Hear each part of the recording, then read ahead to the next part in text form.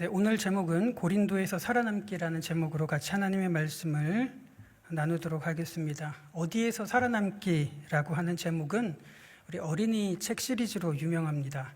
이 어린이 책 시리즈의 특징은 어린아이들에게 일방적으로 책의 내용을 전하기보다는 아이들이 알만한 상식적인 과학적인 상식들을 기반으로 내용을 재구성한 그런 책입니다. 그래서 오늘 제목을 살아남기라고 붙인 이유도 그렇습니다.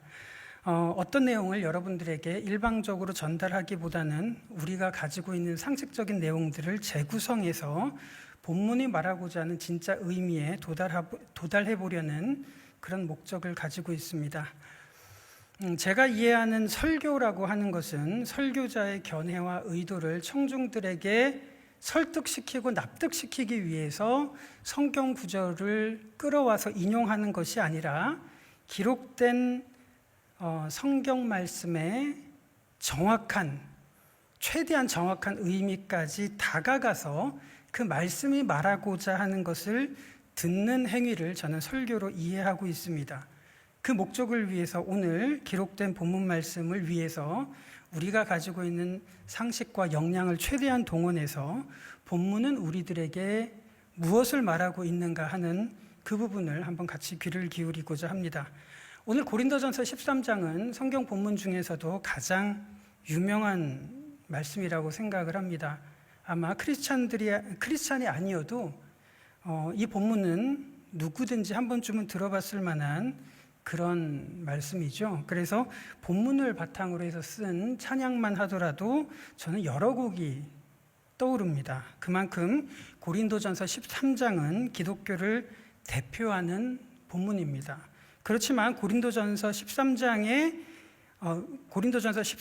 주로 설교되는 현장이 어디일까요? 그것은 결혼식장이나 아니면 부부들을 위해서 이렇게 인용하는 그런 현장에 본문이 채택되는 경우가 굉장히 많이 있습니다. 그런데 제가 가진 의문은 이겁니다. 오늘 본문을 기록한 사도 바울이 결혼식 주례용으로 혹은 부부를 위해서 사용되기를 원하는 마음으로 고린도전서 13장을 기록했을까 하는 그 지점이 제가 가지고 있는 질문이었습니다. 과연 바울은 어떤 목적으로 그리고 어떤 심정으로 이 고린도전서 13장을 써내려가고 있었을까요? 하는 것이 오늘 여러분들과 같이 이 본문으로 다가가려고 하는 목적입니다. 그래서 오늘 본문의 내용을 두 가지 방식으로 한번 접근해 볼 텐데요. 먼저 본문을 역사 속으로 한번 들어가서 그 의미를 한번 살펴보고요. 두 번째로는 언어적으로 한번 접근해서 생각해 볼 예정입니다. 그래서 역사와 언어 두 가지 측면으로 접근한 후에 그 본문이 우리들에게 현실적으로 어떻게 적용할 수 있을지에 대해서 역사적인 한 사례를 가지고 같이 공감의 창문을 열어서 우리 현실에 적용을 해보려고 그렇게 준비를 했습니다. 그렇다면 여러분들과 함께 지금 오늘 본문이 기록된 고린도로 한번 역사적으로 접근을 해보려고 합니다. 고대 그리스는 도시국가 형태로 존재했다는 것은 아마 학창시절에 한 번쯤은 배워봤으리라고 생각을 합니다. 고대 그리스의 도시국가 형태를 다른 말로 폴리스라고 부르지 않습니까? 그래서 고대 그리스에는 수많은 폴리스들이 존재했는데 그 중에 한 번쯤은 들어봤을 만한 주요한 특징을 가진 4가지 폴리스가 나옵니다. 예를 들자면 아테네가 있고요, 스파르타가 있고 고린도가 있고 에베소가 있습니다. 이 4개의 폴리스는 굉장히 다른 특징들을 가지고 있었습니다. 서로 다른 특징을 가진 폴리스다 보니까 주로 섬기는 신들도 다를 수밖에 없습니다. 그래서 여러분들께서 한번 상식을 동원해서 이 도시국가들에서 어떤 신을 주신으로 섬기는지를 한번 이렇게 맞춰보면 되게 재밌을 것 같아요. 그래서 우선 철학자들의 도시였던 아테네에서는 지혜의 여신 아테나 여신이 주로 숭배를 했습니다. 그래서 아테나 여신이라는 이름에서 도시 이름이었던 아테네라는 이름이 유래가 됐습니다. 물론 그리스식으로는 아테나 여신이고요. 이제 로마식으로 하자면 미네르바라는 명칭이 여기서 나오는 거죠. 그리고 스파르타식, 이거 많이 들어보셨을 것 같은데요. 이제 스파르타에서 주로 숭배되는 신은 헤라클레스라고 하는 영웅이 숭배됐습니다. 그리고 에베소 지역은 이 고대 그리스에서 가장 부유한 지역이었기 때문에 풍요의 여신이었던 아르테미스가 숭배되었습니다. 그래서 사도행전을 읽어보시면 에베소 사람들이 아데미어 하면서 섬겼던 그 기록들을 보실 수가 있습니다. 그러면 오늘 고린도는 어떤 신이 주로 숭배를 받았을까요? 고린도는 해협이 지나가는 곳이 있고요. 그리고 아주 유명한 항구 도시로 고린도가 그런 특징을 가지고 있었다면 고린도에서는 포세이돈이라는 신이 주신으로서 숭배를 받았습니다. 자, 이 도식을 한번 보시면 고대 그리스 사람들이 이해했던 종교의 특징이 보이지 않습니까? 그들은 철저하게 자신들이 필요에 따라서, 현실의 필요에 따라서 그 신들을 끌어들인 것이 그리스 사람들이 가지고 있었던 그 종교의 관념이었습니다. 그러니까 풍요했던 에베소 사람들에게 아테나 여신은 의미가 없었고요. 그리고 고린도 사람들에게 헤라클레스는 큰 의미가 없었다는 것을 우리들은 알 수 있습니다. 그 사람들에게 신이란 철저하게 무엇을 먹을까, 무엇을 입을까, 무엇을 마실까를 채워주는 존재로서 그 고대 그리스의 신들은 의미가 있을 뿐이었습니다. 자, 그 고린도에 가서 바울이 복음을 전했고 교회가 세워졌습니다. 그것을 우리들은 고린도 교회라고 알고 있지 않습니까? 그렇다면 바울의 눈에 고린도 교회는 어떤 모습일까요? 자, 그 부분을 우리가 같이 이해하기 위해서 고린도라고 하는 폴리스의 특징을 먼저 살펴보시면 고린도 전서를 읽으셨던 분들은 그 의미가 확 다가오리라고 생각을 합니다. 자, 고린도라는 폴리스는 우리에게 조금 생소하기 때문에 조금 더 익숙한 그 지역을 가지고 여러분들과 살펴보려고 하는데요. 먼저 우리들에게 익숙한 아테네 지역을 보시면 조금 이해하기가 쉬울 것 같습니다.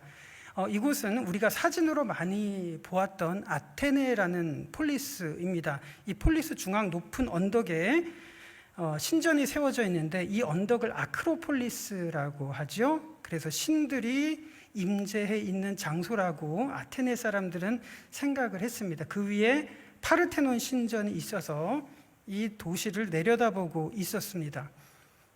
이 아테네 곳곳마다 아테나 여신을 숭배하는 신전들이 있었고 신상이 있어서 사람들은 이 신들을 기리고 있었습니다. 그리고 중요한 것은 이 아크로폴리스 입구에 아레오파거스라고 하는 광장이 있어서 철학자들과 소피스트들, 이 철학자들과 시민들이 모여서 토론을 벌였고 논박을 했고 변론, 웅변을 했던 그런 광장이 있었습니다. 그러니까 이 광장에서 사람들이 토론을 하고 웅변을 했던 것은 시간이 많아서 한가해서 단순한 수다와 잡담을 떠는 것이 아니라 그곳은 민주주의가 태어난 요람이었는데요. 정치적인 공간이고 행정과 생활의 중심지나 다름없었습니다. 왜냐하면 토론과 논쟁을 통해서 무엇이 정해집니까?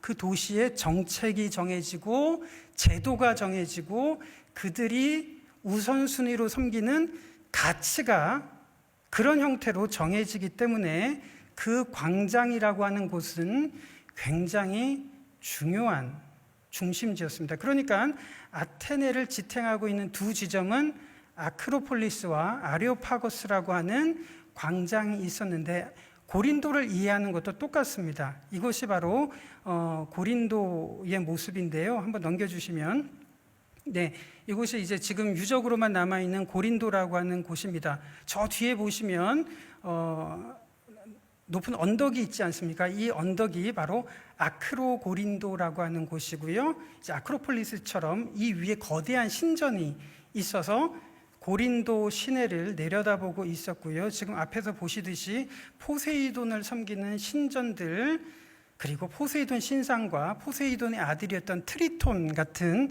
신상들이 곳곳에 이렇게 배치가 돼서 숭배를 받고 있었습니다. 물론 고린도의 중심에는 광장이 있어서 사람들이 그곳에서 토론과 재판과 변론과 웅변이 벌어졌습니다. 그것을 통해서 나오는 것이 뭐라고요? 정책과 제도와 가치가 결정되는 곳이 바로 이러한 공간이었습니다. 얼마 전에 매일성경에서 고린도전서를 본문으로 다뤘기 때문에 제가 조금 더 설명을 드리면 그동안 고린도전서를 읽었던 내용들이 머릿속에 하나씩 스쳐 지나가시리라고 생각을 합니다. 자, 이런 고린도의 모습이라면 포세이돈 신이 이 고린도를 주관하고 있었다면 고린도로 들어오고 유입이 되는 모든 상품과 음식은 고린도로 들어오는 모든 상품과 음식은 포세이돈 신에게 제사를 지내고 바쳐진 음식들이 고린도로 유입이 되는 거예요. 그러니까 이런 음식을 가지고 먹어야 될지 말아야 될지 하는 갈등이 교회에 있었고요. 그리고 교회에 분쟁이 생기니까 사람들은 교회에서 해결하는 것이 아니라 어디로 나갑니까? 광장으로 나가서 토론과 변론과 논박을 했더라는 겁니다. 그리고 보시다시피 저 위에 언덕 꼭대기에는 신전이 있습니다. 다른 면에서 찍은 모습인데요. 이 아크로고린도 위에는 거대한 신전이 있었습니다. 이 신전이 의미하는 바가 무엇일까요? 바로 신이 임재하는 상징이 바로 이 고린도 위에 있는 신전이 가지고 있는 의미였습니다. 이 당시 신들은 가시적으로 눈에 보이는 것이 아니니까 그렇다면 어떻게 이 사람들의 통념 속에 이 신들이 나타났다고 생각을 하는 걸까요? 이렇습니다. 신전을 섬기는 남녀 사제들이 있습니다. 이 사제들이 이곳에서 무엇을 행했을까요? 신탁을 행했습니다. 신탁. 정상적으로 신탁을 할 수 없으니까 사제들이 환각 물질을 흡입을 합니다. 그렇게 해서 이제 신탁을 행하기 시작을 하는데요. 이 사제들이 방언을 합니다. 이 방언을 알아듣지 못하니까 또 다른 사람이 또 다른 사제가 그것을 듣고 통역을 합니다. 그리고 예언이 이루어진 이 과정을 고대 그리스 사람들은 신탁의 과정이라고 이해를 하고 있습니다. 그리고 거기서 병을 고치는 일도 일어납니다. 그리고 몸이 아픈 경우에 거기서 병도 고치고요. 그리고 신과 합의라는 방법으로서 이 신전을 섬기는 여사제들과 매음하고 행음하는 일들이 벌어집니다. 이 행위가 바로 이 고대 그리스 사람들은 신과 합의라고 신의 임재가 나타나는 방식이라고 생각을 했던 겁니다. 그러니까 당시의 가치관과 통념으로는 이런 행위를 윤리적으로 타락한 것이라고 생각하지 않고 지극히 정상적인 가치라고 생각을 했던 것이 이 당시에 사람들이 인식했던 방편이었던 것입니다. 자, 그렇다면 고린도전서의 내용들이 훨씬 더 가까이 다가오지 않습니까? 이런 폴리스에 하나님의 말씀이 전해져서 교회가 세워졌습니다. 그런데 문제가 있었어요. 어떤 문제일까요? 여전히 고린도 교회에도 음행이 있었고 분쟁이 있어서 광장으로 나가기도 하고 그 속에도 여전히 똑같이 방언이 있고 예언이 있고 신탁이 있고 병고침이 여전히 이 교회에도 있었다는 것입니다. 포세이돈으로 들어오는 음식을 먹어야 되느냐 말아야 되느냐 때문에 싸우기도 하고 어떤 사람이 이런 고기를 먹었기 때문에 분쟁을 하고 미워하고 시기하는 일들이 이 교회에도 여전히 많았다는 것입니다. 그렇다면 여러분들이 고린도라고 하는 이 폴리스에 거주하는 시민이라면 우리들이 그 고린도라는 교회 공동체를 볼 때 느끼는 인식은 딱 하나일 겁니다. 어떤 걸까요? 고린도 교회도 역시 여러 신전들 중에 하나라는 인식을 당시 고린도 시민들은 누구든지 가지고 있었을 것입니다. 섬기는 이름은 다르지만 이 포세이돈 신전이나 고린도 교회나 신전 중에 하나로서 사람들은 인식을 했다는 것이 정확한 표현일 겁니다. 그렇다면 이 고린도 교회에 바울이 정말 하고 싶었던 메시지는 무엇일까요? 우리들이 조금 생각을 해보면 좋을 것 같습니다. 바울은 그런 고린도 교인들을 향해서 뭐라고 이야기를 합니까? 너희가 어린 아이와 같다라고 이야기를 합니다. 고린도 교인들은 대단히 악하게 살았던 사람일까요? 그 시대의 통념과 기준을 놓고 본다면 고린도 교인들은 지극히 정상적인 폴리스 시민으로서 살아가고 있었던 사람들이었습니다. 문제가 있으면 재판을 하고 통역과 방언과 병고침을 하고 똑같은 가치관으로 살아가고 있었던 사람들이 교회 안으로 모였던 것입니다. 그런 고린도 성도들에게 바울이 이야기를 하죠. 너희가 다 사도이겠느냐? 너희가 다 교사이겠느냐? 너희가 방언을 하고 통역을 하고 병고치는 자이겠느냐? 내가 너희에게 더 큰 그 무엇인가를 설명하고자 한다라고 편지를 계속 기록하고 있죠. 그 무엇을 내가 너희에게 알게 하겠다라고 쓰면서 오늘 고린도전서 13장 말씀으로 넘어갑니다. 너희가 사람의 말과 사람의 방언과 천사의 말을 할지라도 사랑이 없으면 소리나는 구리와 울리는 꽹과리가 되고, 예언하는 능력이 있어 모든 비밀과 모든 지식을 안다고 하지만 산을 옮길 만한 믿음이 있다고 할지라도 사랑이 없으면 아무것도 아니라고 바울은 그렇게 고백을 하죠. 지금부터 그럼 바울이 어떤 의미로 이 사랑이라는 단어를 쓰고 있는지 바울이 쓰는 언어를 한번 주목해 보고자 합니다. 4절 말씀을 한번 볼까요? 4절입니다. 한번 같이 읽어볼게요. 시작. 사랑은 오래 참고 사랑은 온유하며 시기하지 아니하며 사랑은 자랑하지 아니하며 교만하지 아니하며 라고 말하고 있습니다. 자, 이 내용들을 한번 가만히 보시면서 이 반대로 한번 생각을 해볼게요. 오래 참지 않는 것, 온유하지 않는 것, 그리고 자랑하는 것, 교만한 것, 시기하는 것, 이런 것들은 무엇일까요? 우리들이 언뜻 생각을 해볼 때, 현대의 관점으로 생각을 해볼 때 이것은 악이라고 생각하고 죄라고 생각할 수가 있습니다. 그런데 이 당시 기준으로 본다면 이것은 아주 지극히 정상적인 관념이었다는 것을 여러분들 알고 계십니까? 사람들이 광장에서 모여서 토론을 하고 변론을 합니다. 연설을 하고 웅변을 합니다. 그런 과정들을 통해서 사회의 정책들이 결정이 되고 제도가 결정이 됩니다. 이 광장에서 남자로서의 능력을 보여주기 위해서는 저 사람이 말하는 것보다 내가 더 우위의 논리를 펴야 남자로서의 능력이 있다고 가치를 인정받습니다. 모든 사람들을 휘어잡을 만한 웅변과 연설을 할 때 남자로서 성공에 한 발 더 나아갑니다. 그런 과정들을 통해서 내가 주장한 이 정책들이 관철이 되어야 이 폴리스 내에서 나의 영향력과 입지가 더 넓어지는 겁니다.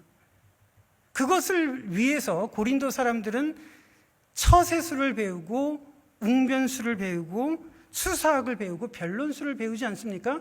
이러한 내용들을 펼치기 위해서 했던 것이 질투하는 마음, 자랑하는 마음, 교만한 마음, 이런 마음들이 있어야 이러한 논박이 가능했고 상대방의 약점을 붙잡아서 내 주장을 펼 수가 있는 것이 가능했다는 것입니다.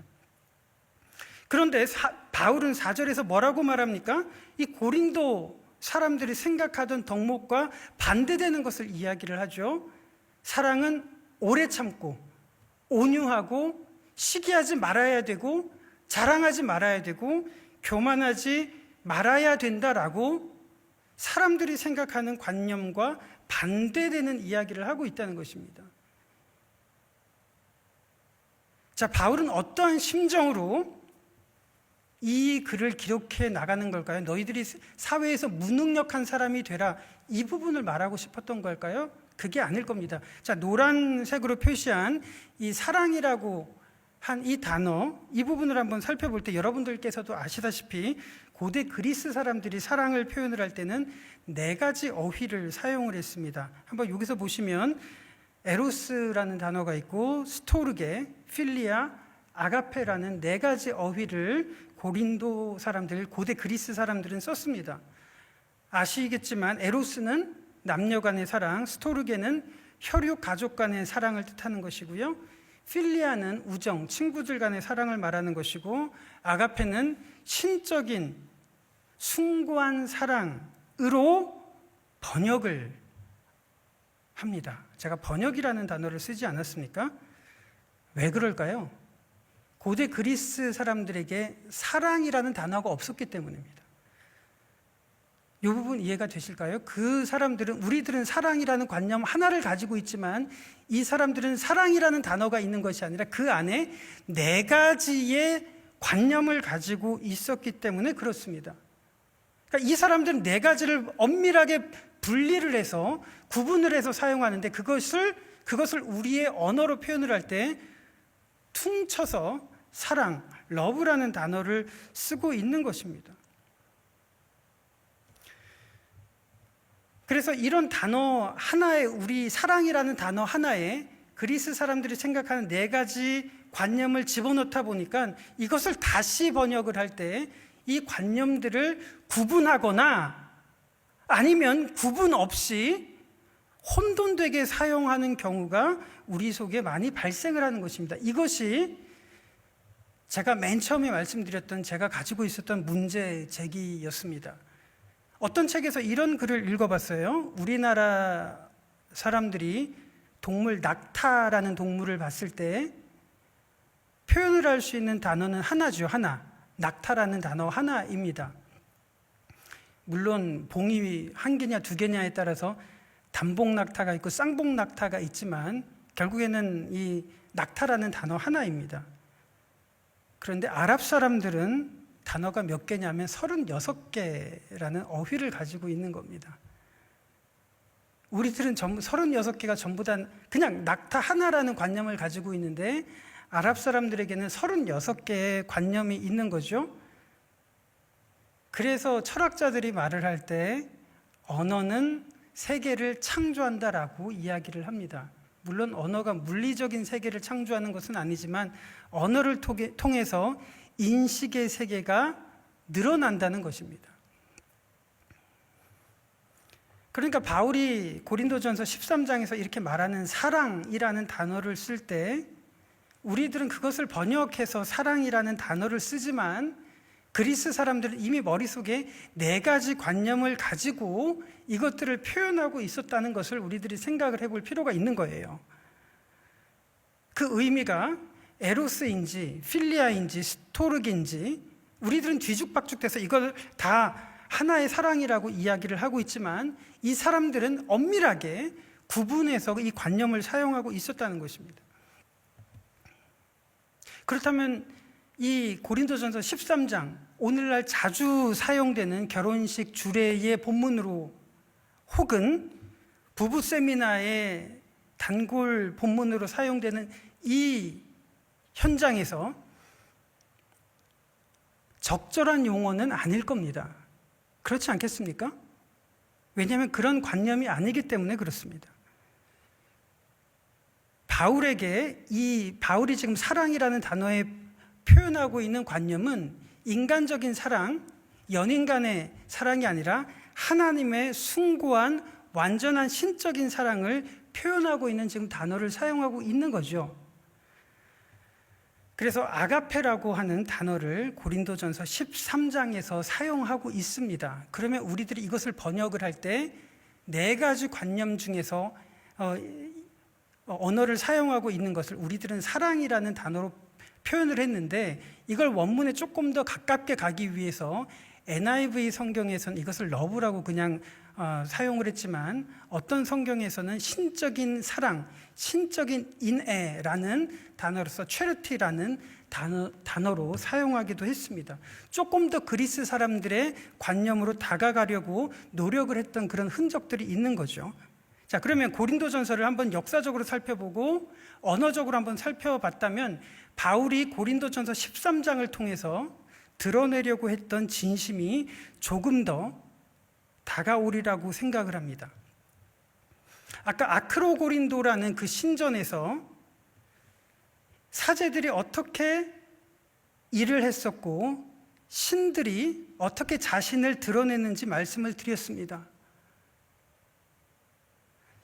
그리스 신들이 자신을 드러내는 방법이 방언과 통역과 예언과 병 고치는 방법으로 사제들을 통해서 자신을 드러냈죠.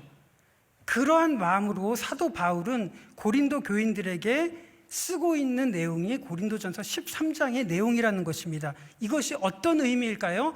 하나님께서도 역시 이 세상에서 자신의 영광과 자신의 숭고한 사랑을 드러내기를 원하는데 어떤 방편으로요? 성도들을 통해서 그리스도의 이름으로 부르심을 받은 성도들을 통해서 이 세상에 자신을 드러내고 자신의 숭고한 사랑을 드러내기를 원하신다는 그 마음으로 바울은 적어 나가고 있는 것입니다. 그래서 고린도전서 3장 16절에 이렇게 바울은 기록하고 있습니다. 너희가 하나님의 신전, 성전인 것과 하나님의 성령이 그 속에 계시는 것을 알지 못하느냐라고 이야기를 하지 않습니까? 여러분들이 뭐라고요? 하나님의 임재가 나타나는 신전이라고 이렇게 표현을 하고 있는 겁니다. 고린도전서 6장에서는 이렇게 표현을 하고 있어요.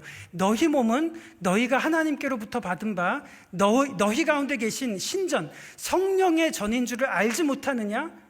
그렇기 때문에 너희는 너희 자신의 것이 아니라 값으로 사신 것이 되었으니 너희 몸으로 하나님께 영광을 돌리라 라고 이야기를 하고 있습니다. 한번 말씀을 한번 정리해 보고자 합니다.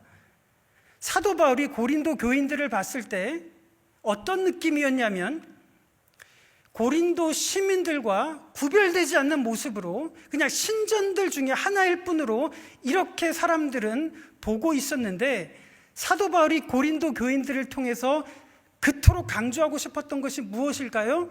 성도들 여러분들을 통해서 하나님의 영광이 드러나고 하나님의 사랑이 드러나는 방식으로 하나님께서는 일하신다는 이것을 사도 바울은 말하고 싶었던 겁니다. 그래서 뭐라고 기록을 합니까? 사랑은 오래 참고 사랑은 온유하며 자랑하지 않고 시기하지 않고 모든 것을 견디고 모든 것을 바라고 모든 것을 참고 불의와 함께 기뻐하지 않는다라고 표현을 하고 있는 것입니다.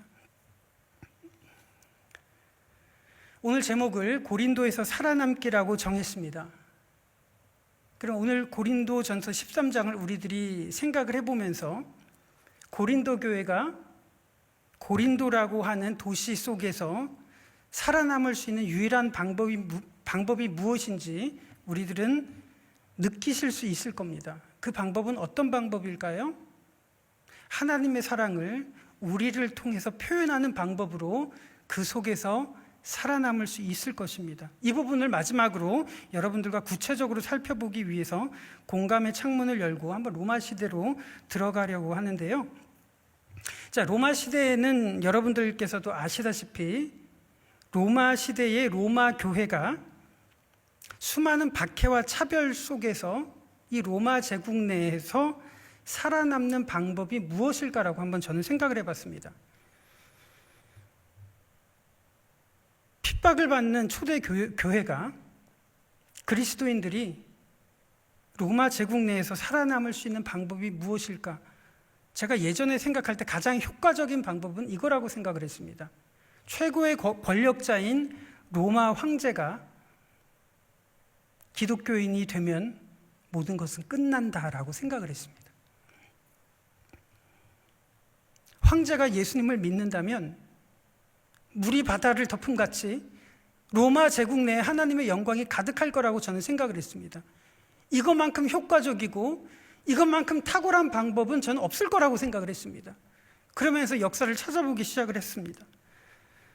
참 재미있는 것은 주후 1세기에 그리스도인이라고 하는 크리스찬이라는 용어가 만들어졌습니다. 누구에 의해서 만들어졌냐면 로마 시민들이 그리스도인들을 그렇게 불렀습니다. 그래서 요세푸스, 타키투스, 수에토니우스 같은 사람들이 로마 시민들이 그리스도인들을 향해서 부르는 그 이름을 역사에서 채용을 해서 그리스도인이라는 단어를 채택을 하기 시작을 했던 겁니다.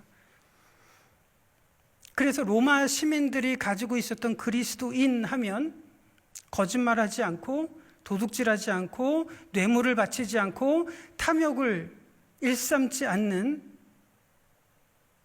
그러한 사람들이라는 인식이 로마 제국 내에 가지고 있었습니다. 그리고 그런 의미로 로마 시민들은 그리스도인들이라고 그렇게 불렀습니다.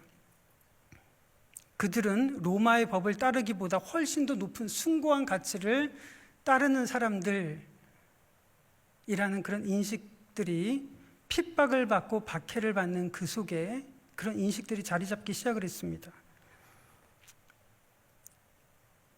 그런데 주후 313년에 콘스탄틴 대제가 기독교를 공인하는 일이 발생을 했습니다. 더 이상 기독교는 박해를 받는 위치가 아니라 우위를 차지하는 황제로부터 비호를 받는 그런 종교로 급부상하기 시작을 합니다. 황제가 기독교로 개종을 했고요. 따라서 고위 공직자들이 기독교로 개종하기 시작을 했습니다. 그래서 처음에 가졌던 생각, 기독교가 효과적으로 살아남을 수 있겠구나 라는 생각을 가졌습니다. 그런데 오히려 역사를 볼 때 제가 생각했던 것과 제가 기대했던 것과 반대되는 일들이 나타나기 시작을 합니다. 주후 4세기에 어떤 일이 있었는지 우리 신대원에서 교회사를 배우신 분들은 잘 아실 겁니다. 313년에 밀라노 칙령이 있었죠.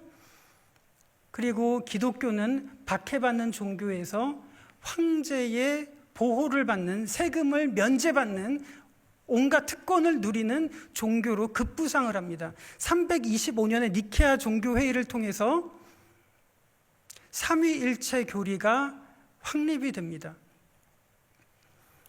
381년 콘스탄티노플 회의를 통해서 사도신경이 정립이 됩니다. 397년 카르타고 종교를 통해서 우리가 가진 66권의 성경이 정경으로 인정을 받습니다. 그러니까 주후 4세기를 살았던 그리스도인들이나 21세기를 살아가는 우리들이나 가지고 있는 66권 똑같고요. 삼위일체 고백하는 것 똑같고, 예수님에 대한 인식 똑같고, 예배 시간에 고백하는 사도신경 똑같습니다. 똑같은 교리를 가지고 살았던 사람들이죠.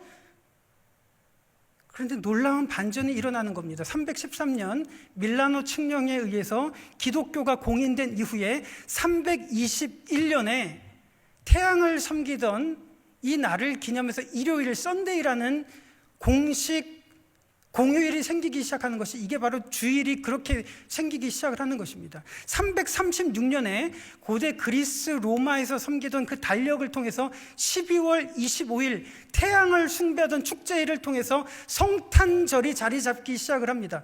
356년에 기독교 황제에 의해서 학살된 이교도 숫자가 그동안 수백 년 동안 순교했던 기독교 순교자들보다 훨씬 더 많은 통계가 있습니다.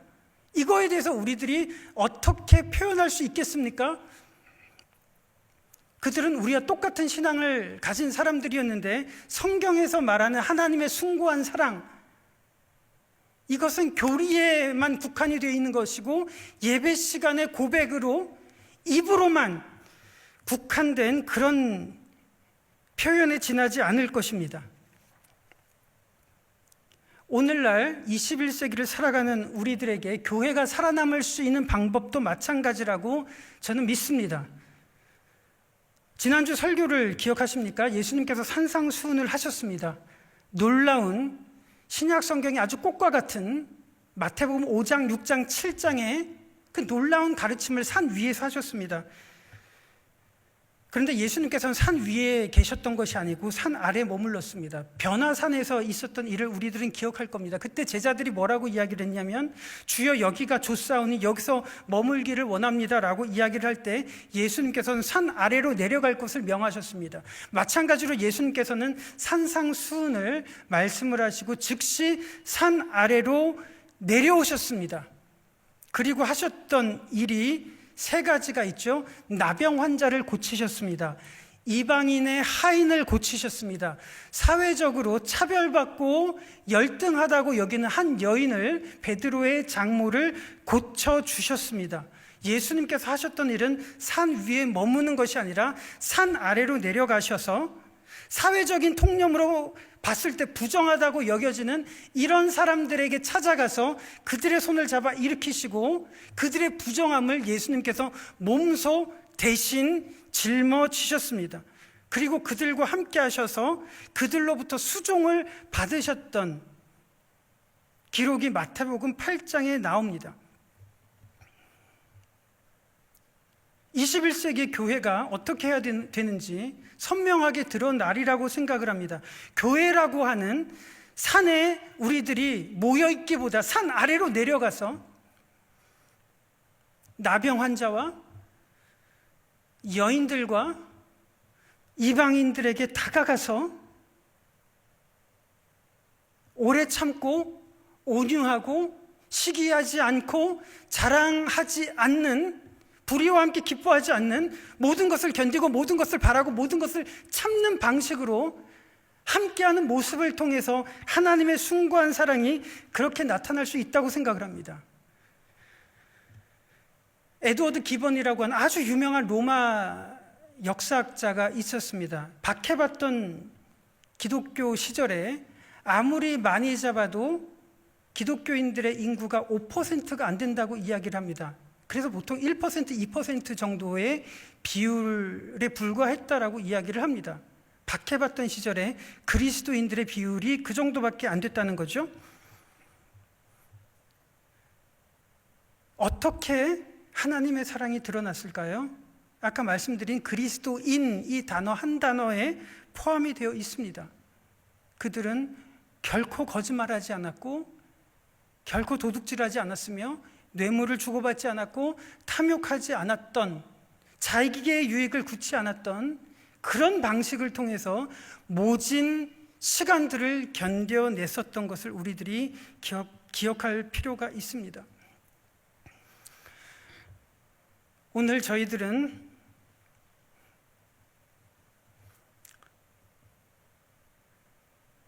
참 놀라운 일을 경험을 했습니다. 불과 몇 달 전에 코로나가 발생을 하면서 영화 같은 그런 일들을 경험을 했는데, 그럼에도 불구하고 몇 달 동안 그래도 그 일은 남 얘기라고 생각을 했는데 어느덧 우리에게 한 걸음 더 가까이 다가오면서 적잖은 충격과 두려움이 있었으리라고 생각을 합니다. 그리고 지금 살아가고 있는 이 시대에 끊임없이 법들이 위반되고 발의돼서 우리를 참 두렵게 하는 그런 시기를 살아가고 있습니다. 그럼에도 불구하고 여전히 바울은 우리들에게 살아남을 수 있는 방법을 오늘 본문을 통해서 제시합니다. 외부에 있는 것이 아니라 우리 내부에서 그 해결책을 찾아야 될 줄로 믿습니다. 복음의 능력이 나타날 때 복음의 능력은 모든 견고한 진을 파는 능력이 우리 속에 있다고 분명히 이야기를 했습니다. 우리가 약할 때 하나님께서 역사하시는 놀라운 강함이 우리 속에 있다고 바울은 고린도전서를 통해서 이야기를 하고 있습니다. 하나님의 영광이 어떻게 드러나겠습니까? 하나님의 일하심이, 하나님의 존재가 어떻게 드러날까요? 바울은 선명하게 이야기를 합니다. 자기의 유익을 굳지 않고 성내지 않고 악한 것을 생각하지 않고 불의를 기뻐하지 못하는 않는 모습으로 바로 하나님께서는 우리를 통해서 나타나실 것이며 그렇게 살아갈 수 있는 힘 또한 우리들에게 공급하시리라고 믿습니다. 오늘 마지막으로 이 영상을 여러분들과 같이 보기를 원하는데요. 에반 올마이티라고 하는 영화입니다. 뉴욕 한복판에서 방주를 만드는 아주 말도 안 되는 일을 하면서 벌어지는 일들을 다룬 영화입니다. 말도 안 되는 것은 우리도 마찬가지라고 생각을 합니다. 왜 그럴까요?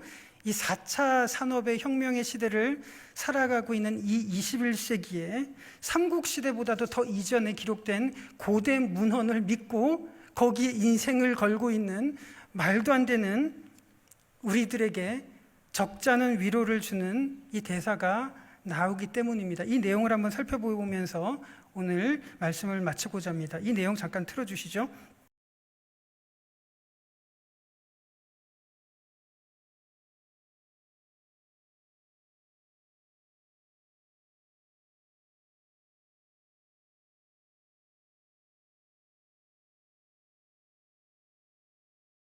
네, 말씀을 정리하도록 하겠습니다. 우리들은 지금까지 믿음을 더 굳세게 해달라고 기도했습니다. 교회가 교회되게 하고 예배가 예배되게 하고 하나님의 영광을 드러내게 해달라고 기도를 했습니다. 하나님께서는 믿음을 뿅 하고 주시는 것이 아니라 믿음을 발휘할 수 있는 기회를 주시는 것 같습니다. 하나님께서는 용기를 뿅 하고 주시는 것이 아니라 우리의 용기를 발휘할 수 있는 기회를 주신다고 믿습니다. 어려운 시기지만 바로 이 순간 하나님께서 우리와 교회를 통해서 영광 받으시고 영광을 드러낼 기회를 주셨다고 믿습니다. 어려운 시기일수록 지난 역사 속에서 하나님께서는 교회를 통해서 하나님의 사랑을 드러내는 일을 감당하셨습니다. 어려운 시기 속에 하나님의 교회는 믿음을 발휘할 수 있는 기회를 허락하여 주셨고 믿음을 발휘했습니다. 어려운 시기일수록 하나님께서는 우리를 통해서 영광을 드러내시고 하나님의 사랑을 드러내는 도구로 그의 백성들을 사용하셨다면 분명히 어려운 시기임에는 틀림없지만 바로 이 시기가 우리의 믿음을 발휘할 수 있는 기회, 우리의 용기를 발휘할 수 있는 기회, 우리를 통해서 하나님의 영광과 사랑을 드러낼 수 있는 기회를 주셨다고 믿습니다. 위기이지만 오히려 하나님의 강함을 드러낼 수 있는 기회라고 믿고요. 하나님께서 우리를 통해서 일하시도록 한번 기도하면 어떨까요? 분명히 어려운 시기를 살아가고 있지만 하나님께서 우리를 사용해 주시고 우리를 통해서 하나님의 사랑을 드러내 주셔서 이 세상을 바꿀 수 있도록 기도하면 어떨까요? 참 어려운 시기지만 하나님께서 삼일교회를 통해서 하나님의 영광을 드러내시기를 우리가 같이 기도하면 어떨까요? 말씀을 정리하도록 하겠습니다.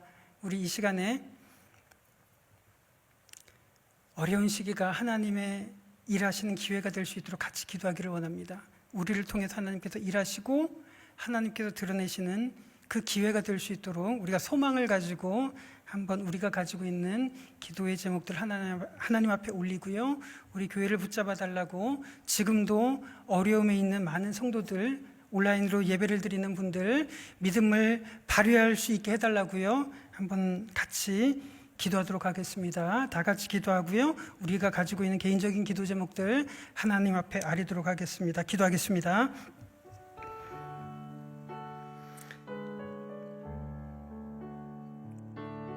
하나님 아버지, 오늘 고린도전서 13장의 말씀을 같이 마음속에 새깁니다.